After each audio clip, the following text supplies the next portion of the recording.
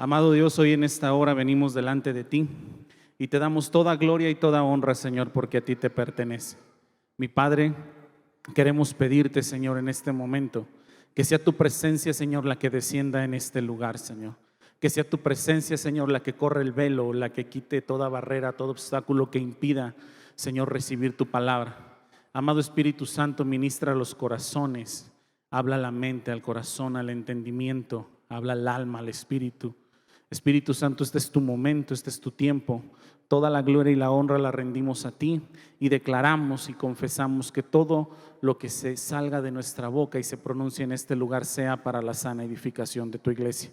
Te bendecimos, Espíritu Santo, toma tu lugar. Te damos la bienvenida en el nombre de Jesús. Amén y amén. Ok, iglesia, el texto bíblico que vamos a abordar es el Salmo 25. El Salmo 25 ahí en su Biblia es un salmo de David y tiene como título ese salmo que David está implorando dirección, perdón y protección.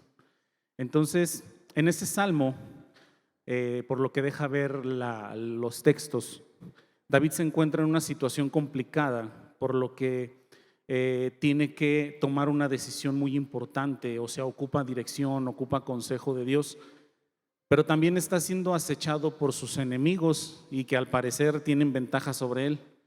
Entonces ocupa una protección divina, necesita un milagro, necesita la ayuda de Dios en esa situación, ya que al parecer se le salió de control y le urge la intervención divina. Y lo que complica más esta situación es la incertidumbre que tiene el rey de no saber si Dios está escuchando su oración y su clamor por causa de sus pecados pasados y de saber si siguen vigentes y si ese es el motivo por el cual no ha recibido respuesta de parte de Dios, ¿no? Ese salmo está muy, muy interesante. Entonces, David dice que implora dirección, perdón y protección. ¿Alguien se identifica con David? ¿Alguien ha estado en algún momento en una situación donde dice, necesito tu consejo porque tengo que tomar una decisión?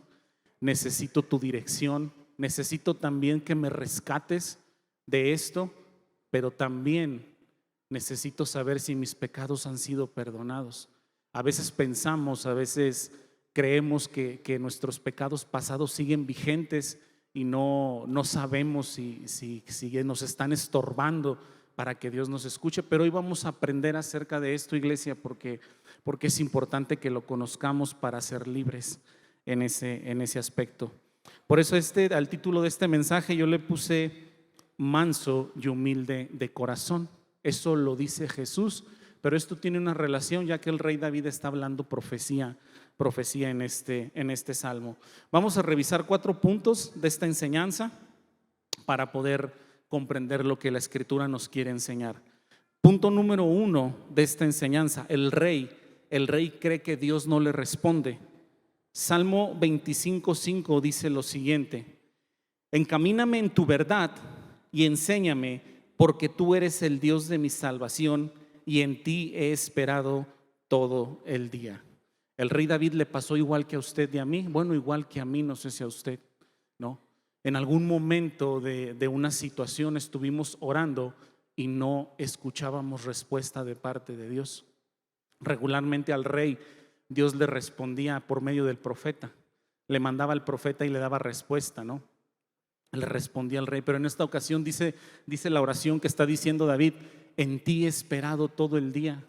Quiere decir que David desde en la mañana, desde muy temprano, se puso a orar. Desde que supo que tenía esta situación, el rey se puso a orar, pero no escuchaba la respuesta. Y creo que ya por la tarde le dice: Señor, todo el día he estado esperando y no me contestas, ¿no? David también esperó en la respuesta de Dios, y a pesar de que le urgía la respuesta a David, aún así Dios se tomó todo el tiempo. Y es más, considero que no tuvo una respuesta por parte del profeta, por lo que deja ver la lectura del Salmo. Creo que David estuvo meditando en los caminos del Señor, y es como llega a la conclusión de lo que Dios, él cree que le está hablando, ¿no? Cuando Dios está en silencio, en silencio, quiero decirle, cuando usted y yo estamos desesperados y decimos, es que Dios no me responde. ¿Alguien ha escuchado eso? ¿Algún hermano decir, es que estoy orando pero Dios no me responde? ¿O nada más yo los he escuchado? ¿Verdad? O decimos, es que Dios no me responde. Cuando Dios está en silencio, dice la canción, es porque está trabajando, ¿verdad? ¿Sí has escuchado esa canción? También es de las viejitas, es del pastor, es a ver si luego no la canta. Cuando Dios está en silencio es porque Él está trabajando. Bueno, es porque Él está haciendo algo, porque Él está pensando en usted, en que desarrolle la fe. Le voy a explicar por qué. El Señor quiere que nuestro pensamiento persevere. Él quiere llenarnos de paz y quiere que confiemos en Él. Acompáñeme por favor ahí en la pantalla, o si trae su Biblia, al libro de Isaías, capítulo 26, versículo 3, para conocer cuál es la opinión del Señor acerca de esto que le estoy diciendo. Dice Isaías 26, 3: tú guardarás en completa paz a aquel cuyo pensamiento en ti persevera, porque en ti ha confiado. Dios, a veces la respuesta de parte de Dios, sabe, no es la solución del problema. Cuando nosotros oramos y no escuchamos la respuesta de parte de Dios, la respuesta de Dios no es que se solucione. La respuesta de Dios no va a ser que el milagro acontezca. La respuesta de Dios es que su pensamiento persevere en Dios para que Él lo guarde en completa paz. La respuesta a esa situación es la paz que Dios quiere que usted experimente, ¿no? Muchas veces el Señor se manifiesta y trae la solución a aquel problema o a aquella situación, pero a veces quiere que usted tenga reposo y descanse en Él. Por eso dice el profeta: tú vas a guardar en completa paz a aquel cuyo pensamiento en ti persevera. Y sabe, cuando sabemos que hemos agotado todos los recursos, a veces es necesario, Dios permite que pase esto. Cuando hemos agotado todos los recursos, no tenemos otra opción que esperar en Él.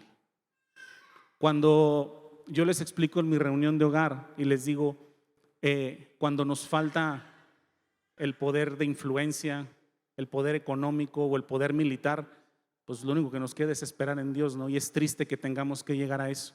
Pero creo que fue lo que le pasó al rey David, ¿no? Cuando ya no encontró solución, cuando no encontró ayuda en otro lado, lo único que hizo fue esperar en Dios. Por eso le decía: Señor, todo el día he esperado en ti, pero aún no me respondes. Pero el que Dios no responda nos lleva a perseverar en sus caminos, nos lleva a perseverar y a meditar en sus promesas, nos lleva a meditar y a perseverar en el cumplimiento de sus promesas, ¿no? Yo creo que David, cuando esperaba la respuesta de Dios, estaba pensando cuando Dios lo usó para vencer a Goliat, estaba pensando cuando Dios le daba la fuerza para derrotar a aquellos leones, cuando le dio la fuerza para derrotar a todos aquellos filisteos, no sé. Y yo creo que David decía: pero es que si Dios me ayudó antes, me puede ayudar ahora. Entonces la respuesta de Dios para nuestra vida a veces es que perseveremos en Él, en su palabra, pero que venga paz en nosotros. A lo mejor la situación no se va a arreglar ese día, pero va a venir una paz, porque es una promesa de Cristo, que sea una paz que sobrepase todo entendimiento. Y eso también es una respuesta de Dios. Iglesia, denle un aplauso al Señor porque Él es bueno.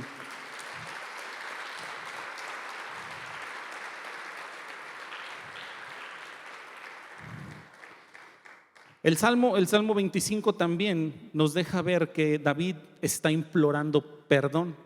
¿Y esto con qué tiene que ver? David, dentro de su pensamiento, trae a la mente sus pecados pasados, sus equivocaciones pasadas, y le dice lo siguiente. Mire, Salmo 25, 7 dice: de los pecados de mi juventud y de mis rebeliones no te acuerdes. Conforme a tu misericordia, acuérdate de mí. David cree que los pecados de su juventud están estorbando para que la ayuda de Dios y que sus equivocaciones no permiten que el milagro ocurra. Ese pensamiento también viene a nuestra mente y decimos o pensamos: ¿por qué no encuentro la respuesta? ¿Acaso habrá algo que aún no he pedido perdón? ¿Habré hecho algo o habré dicho algo que me está estorbando para que Dios me responda, y empezamos a hacer un recuento de nuestra vida y empezamos a decirle: Señor, perdón si yo me equivoqué en esta ocasión. Pero lo que no sabemos, lo que se nos olvida más bien a nosotros, es que por aquellos pecados nosotros ya hemos pedido perdón. Lo que se nos olvida a nosotros es que Dios prometió que nuestros pecados los iba a echar en el fondo de la mar, y nunca más, dice la Escritura, iba a tener memoria de ellos. Pero nuestra situación nos conmueve a nosotros a pensar que hay pecados o hay equivocaciones que nos están estorbando. Pero empezamos entonces ahí a dudar de Dios. Empezamos a dudar si realmente Dios nos perdonó nuestros pecados. Fue lo que hizo el rey David. Yo creo que Dios, cuando le revela la respuesta, después de que David perseveraba en él, Dios le empieza a revelar una profecía a David, que yo creo que en ese momento el rey no se percató de la profecía que estaba declarando, pero la declaró para nuestros días, para que usted y yo pudiéramos entender esto y nos identificáramos en la situación del rey, pero nosotros encontráramos consuelo. Salmo 25:8, mire lo que dice, la parte de la profecía que David declara. Dice: bueno y recto es Jehová. Por tanto, esta palabra creo que es la conclusión de David. Dice: por tanto, Él enseñará a los pecadores el camino. Si en algún momento alguien le enseñó mal y le dijo: no, es que tú porque eres pecador Dios no te oye, le enseñaron mal y equivocadamente. La Biblia registra que Dios tiene cuidado pues de todos, porque todos pecamos. Dice Romanos que por cuanto todos pecamos fuimos destituidos de la gloria de Dios. El Salmo dice que Dios tendrá cuidado porque Él es bueno y Él es justo. Para empezar, el rey David está explicando que la condición de Dios, su naturaleza de Dios es ser bueno y es ser justo. La condición de Dios, su naturaleza es sublime, Él es eterno. Y el rey está dejando claro que Dios no va a mudar ni va a cambiar de parecer. Él no va a dejar de ser lo que Él es. Él es bueno y Él es justo. Mas, sin embargo, aún y con todo eso, dice que Él es bueno, por tanto, Él enseñará a los pecadores el camino. Y aquí declara la primera profecía, que Dios nos va a mostrar el camino. El Señor de ninguna manera ignora ni desecha nos desecha por nuestros pecados o equivocaciones, sino todo lo contrario. Él nos indica cuál es el camino que debemos seguir. Recuerde que estamos en el tiempo de la gracia, y yo les compartí en la mañana, pero voy a aclarar este punto. Estamos en el tiempo de la gracia, no del libertinaje. La gracia es el tiempo que Dios nos da, es el favor que Dios nos da para arrepentirnos y ponernos a cuentas con Él por nuestras equivocaciones o nuestros pecados. El libertinaje es abusar de esa gracia, es el abuso de esa gracia, es estar conscientes de la condición de pecado en la que vivimos y creer que podemos llevar un estilo de vida en Cristo con esa condición de pecado. Eso es libertinaje. Pero no, dice la Escritura que Él es bueno y nos da la oportunidad de que nosotros nos arrepintamos y sigamos estando a cuentas con Él. Por lo tanto, el Señor no va a ignorar. Si tú en algún momento alguien te enseñó o te dijo que Dios no te escuchaba por tu condición, por tu equivocación, está muy equivocado. Mira, una vez un hermano, yo lo estaba haciendo volver en sí, porque me decía, es que le he fallado a Dios y no quiero regresar a la iglesia, y pues es que algunos hermanos saben que le fallé a Dios, y yo le puse un ejemplo. Yo le dije, mira hermano, si tu problema son los hermanos de la iglesia y por eso no te quieres restaurar, piensa en esto. Una chica joven, adolescente, sin casarse, que cae en un pecado de fornicación y queda embarazada, le digo, va a ser evidente su pecado, su falla, su equivocación. Le dije, pero ¿cuál es la diferencia entre ella y entre los que pecamos en nuestra mente con pensamientos incorrectos? Le dije, ¿es lo mismo? ¿Es pecado uno y es pecado el otro? Me dijo, sí. Dije, ok, la única diferencia, ¿sabes cuál es? Que a ella se le nota y a nosotros no. Le dije, por favor, vuelve. Y de alguna manera creo que quiso volver, regresó. Entonces, tenemos que entender que la benevolencia de Dios va más allá de nuestras fallas. No perdemos nuestra condición siempre y cuando nos arrepintamos. Proverbios dice que si nosotros confesamos y nos apartamos, alcanzaremos misericordia, ¿no? Entonces la condición es confesar y apartarse. Continúo. Punto número 3. También nos dice el Salmo, nos deja ver que David está implorando dirección. ¿Cuándo imploramos dirección? Cuando tenemos que tomar una decisión, ¿no? Cuando tenemos que tomar una decisión, ¿qué hacemos? ¿Para dónde vamos? ¿Para dónde nos dirigimos? ¿Decimos sí? ¿Decimos no? Cuando tenemos que tomar una decisión. Salmo 25, versículo 4, David le dice lo siguiente a Dios: muéstrame, oh Jehová, tus caminos y enséñame tus sendas. Le está diciendo Dios, yo quiero caminar en justicia, sin equivocarme, sabiendo cuáles son tus pensamientos que tienes hacia mí. David está solicitando dirección y le está pidiendo a Dios le enseñe a tomar buenas decisiones. En otras palabras, David quiere aprender juicio. Cuando usted encuentre la palabra juicio en la Biblia, sobre todo en Proverbios, por ejemplo, juicio se está refiriendo a la capacidad de tomar buenas decisiones, ¿no? Y en estos mismos versículos Dios le muestra a David que sí existe una manera de poder aprender o de poder entender juicio, solamente que hay un requisito para hacerlo. Salmo 25, versículo 9, dice lo siguiente. Está hablando David aún orando a Dios y le dice: Señor, encaminará a los humildes por el juicio. Esto quiere decir, le está atribuyendo lo mismo a Dios. Está diciendo que Dios se va a tomar el tiempo de encaminar a los humildes al juicio, o sea, a tomar buenas decisiones. ¿Cuál es el requisito entonces para que el Señor me encamine y yo aprenda a tomar buenas decisiones? La humildad, porque dice que encaminará a los humildes. ¿Esto qué quiere decir? Que cuando a nosotros nos falta humildad, nosotros somos incapaces de aprender juicio, de aprender a tomar buenas decisiones. Aprender a tomar buenas decisiones tiene como requisito la humildad, o lo que es lo mismo, humillarme, ¿no? Significa lo mismo humildad que humillarme. O sea, humillarme tiene que ver, por ejemplo, con dejarme enseñar, ¿no?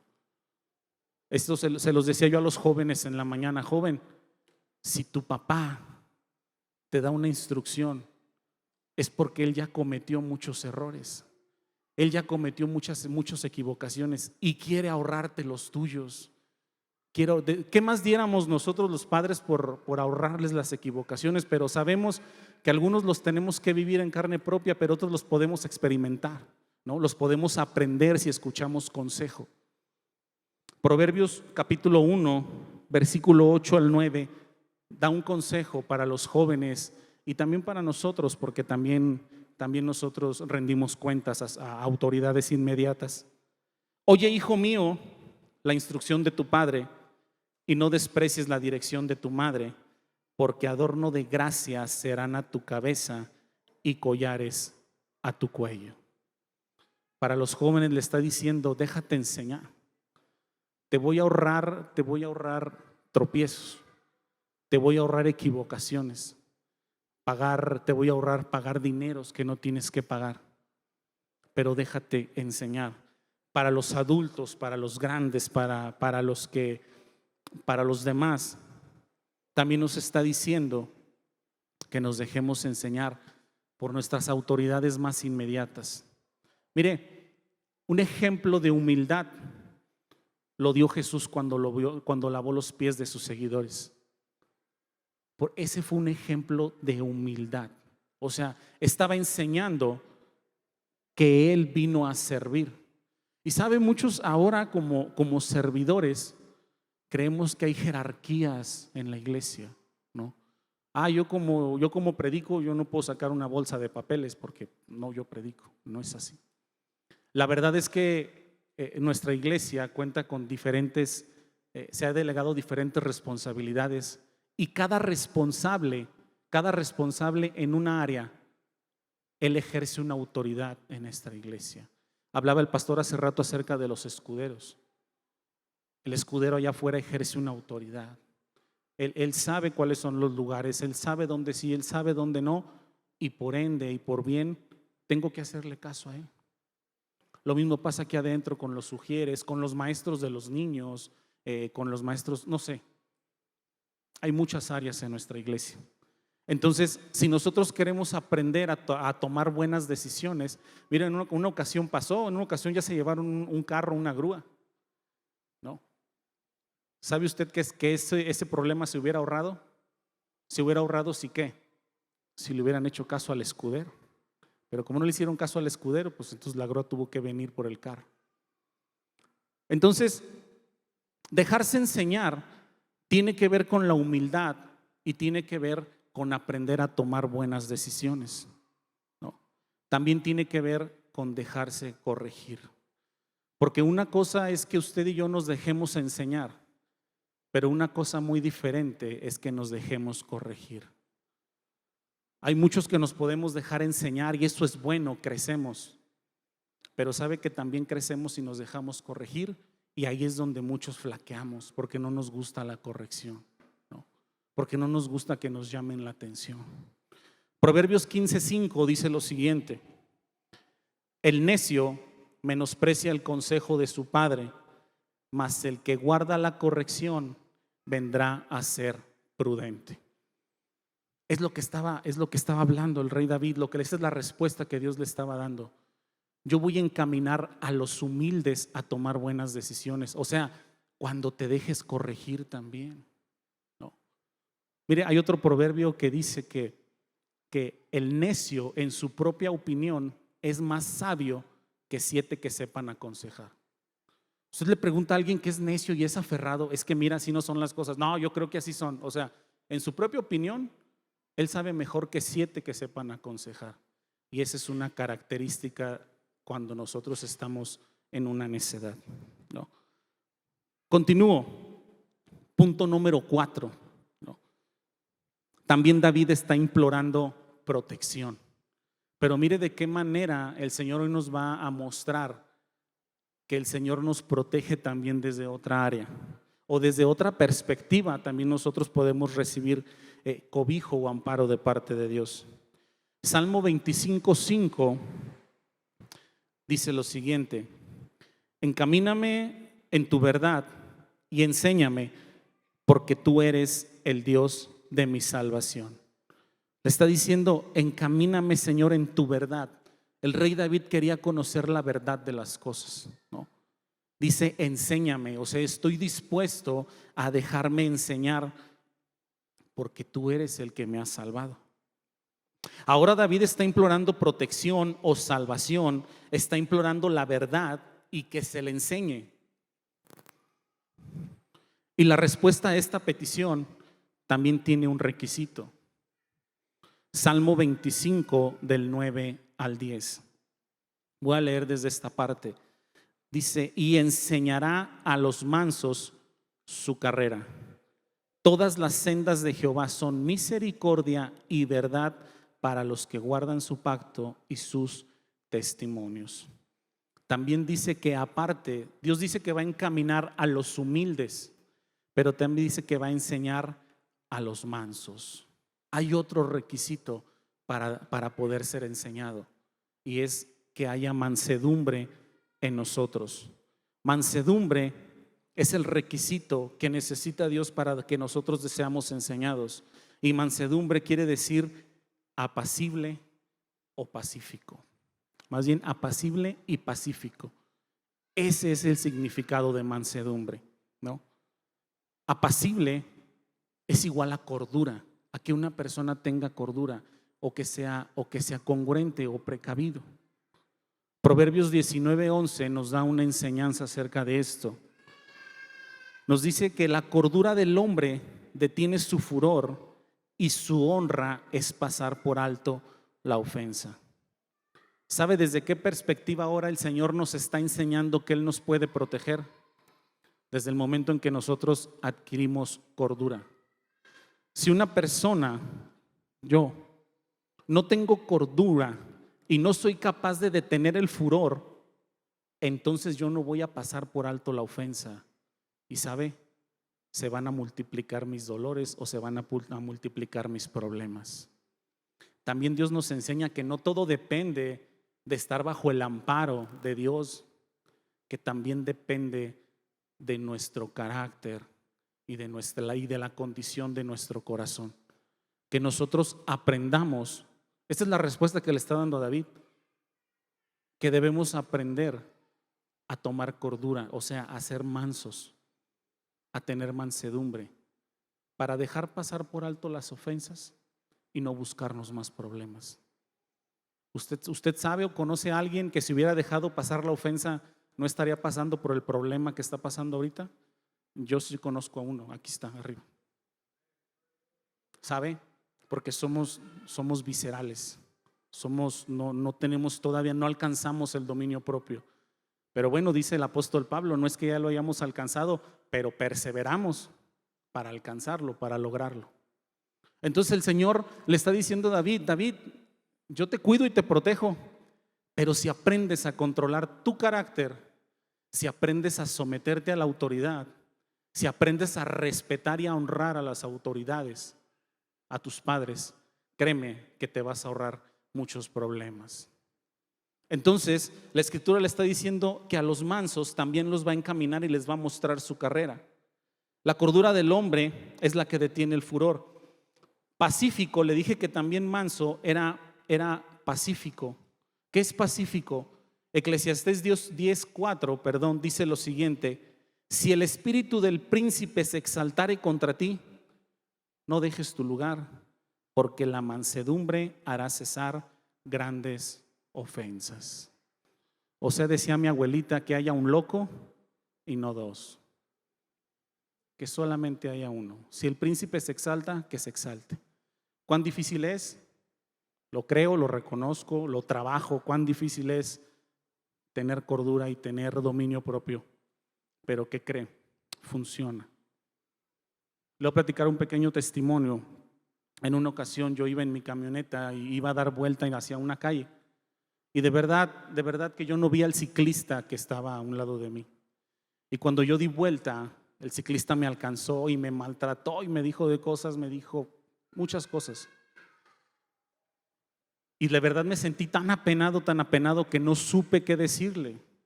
Yo le aseguro que si hubiera sido otra situación, a lo mejor le respondo de la misma manera, pero me sentí tan apenado que después de que me dijo todo lo que me dijo, le dije, brother, discúlpame, de verdad no te vi, pero se lo dije porque yo estaba apenado, no porque en ese momento yo tuviera todo el control de mi dominio. Después de que le dije, discúlpame, brother, no te vi, me volteó a ver y me dijo, es que fíjate, casi me atropellas. O sea, en ese momento cesó la contienda. Quiere decir que sí funciona, solamente que tenemos que aprender a usarlo.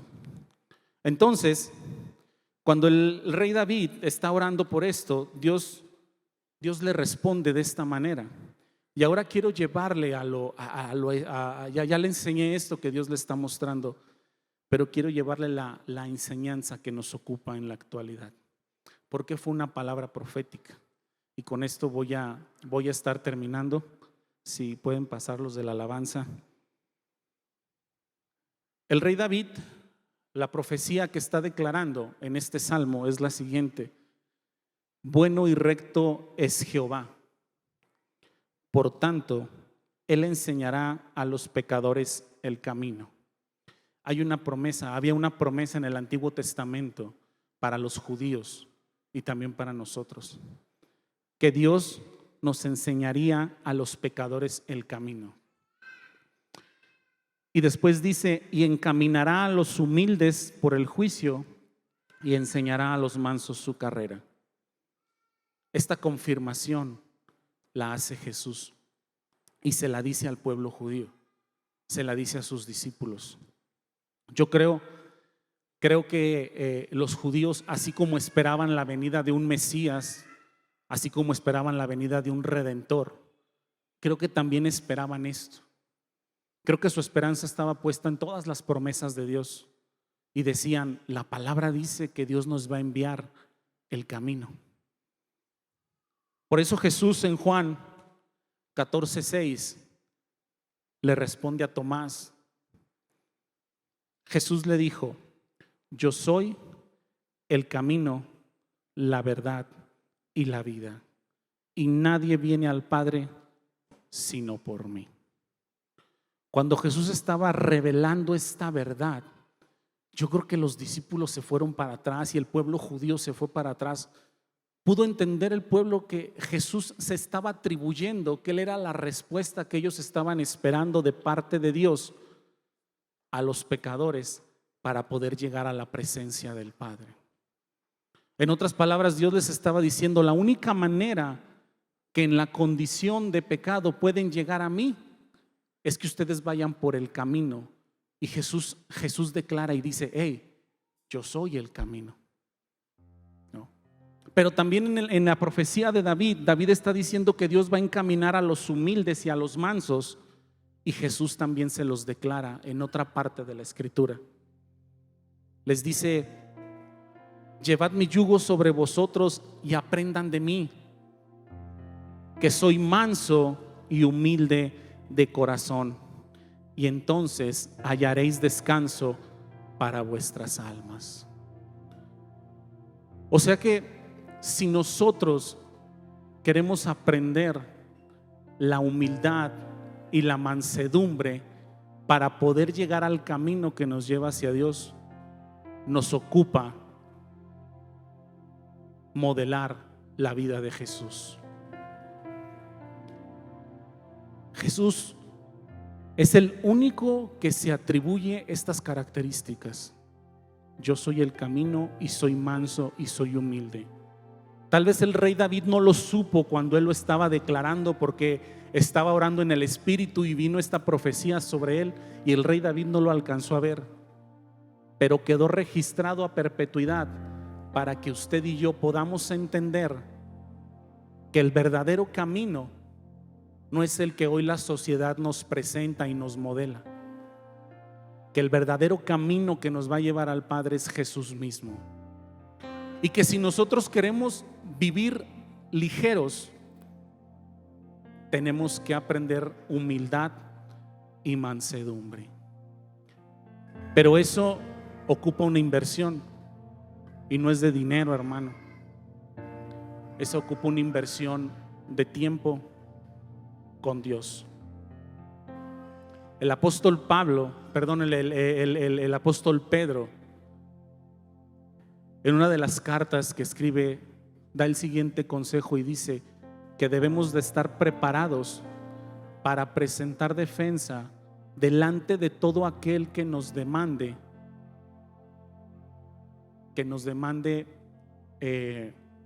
razón de la fe en la que hemos creído.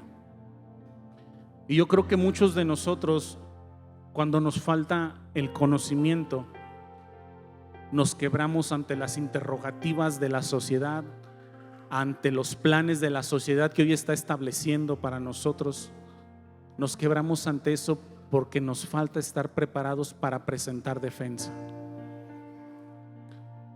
Tenemos que adoptar una firmeza. Mire, yo les explicaba en la mañana que aunque Jesús era manso y humilde de corazón, eso no quería decir que no podía poner a los fariseos en su lugar. ¿Está de acuerdo conmigo? Que los fariseos le venían con una ensarta de tonterías, pero Jesús era manso y humilde de corazón, pero no por eso se las permitía. Jesús los ponía en su lugar con verdad, con palabra, con autoridad, la misma autoridad que Dios delegó a usted. Proverbios dice que no respondas al necio de acuerdo a su necedad. Responde al necio como merece su necedad, para que no se estime sabio en su propia opinión. Hoy en día nos quieren hacer creer y aceptar un modelo diferente a lo que Jesús estableció.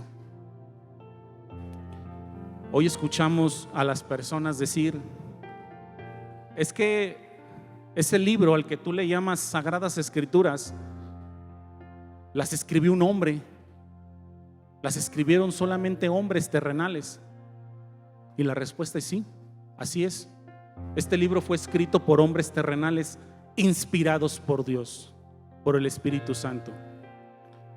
Pero yo les digo a esas personas: ¿y la constitución de tu país quién crees que la escribió? ¿Un extraterrestre? No. Y las tenemos que obedecer. ¿Y tu horóscopo quién crees que lo escribió? ¿La luna y las estrellas? No, también lo escribió un hombre y le crees. ¿Por qué no creer en aquel que se atribuyó ser el camino, la verdad y la vida? El rey David no lo conoció, ¿sabe? Pero usted y yo sí le podemos conocer. Póngase de pie, por favor, iglesia.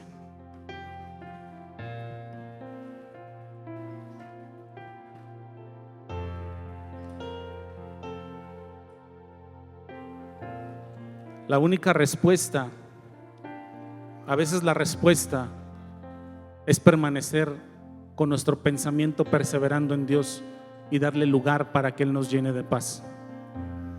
Aprender humildad y mansedumbre es una tarea que creo nos va a llevar toda la vida, pero que nos tiene que mantener ocupados. Levante sus manos, iglesia, y reconozca que Dios tiene el control de todas las cosas. Amado Dios, hoy en esta hora venimos delante de ti, alabando y bendiciendo tu nombre santo, dándote toda la gloria y toda la honra porque a ti te pertenece. Señor, hoy creemos, Dios, firmemente, Señor Dios, que tú tuviste cuidado de nosotros, porque dice tu palabra que tú nos escogiste a nosotros y no al revés. No fuimos nosotros los que te escogimos a ti, tú nos escogiste, y no conforme solamente con eso, Señor, también nos encaminaste hacia la verdad. Tuviste cuidado de nosotros, Señor, porque tal fue la manera como nos has amado, que nos has encaminado hacia la verdad, nos has encaminado hacia lo correcto. Padre, hoy reconocemos que tú quieres guiarnos para tomar buenas decisiones, enseñarnos a tomar buenas decisiones, pero también quieres enseñarnos, Señor, a que dependamos y esperemos en ti.